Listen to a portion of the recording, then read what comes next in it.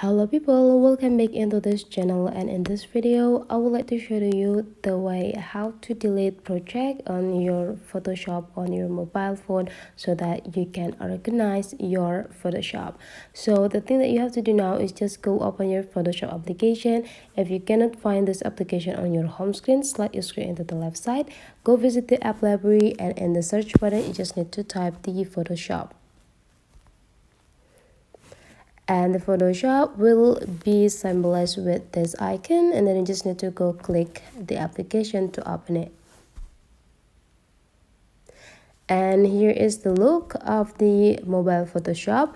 And to visit your project, you need to take a look on this bottom side. There will be 3 sections here, and then you just need to go click this My Project. And to delete the project, you just need to mark which project that you want to delete. So let's say I want to delete this mix 12, so you just need to go click these 3 small dots and go click delete. Don't forget to confirm that you want to delete this project, and this project will be disappeared from your files or folder.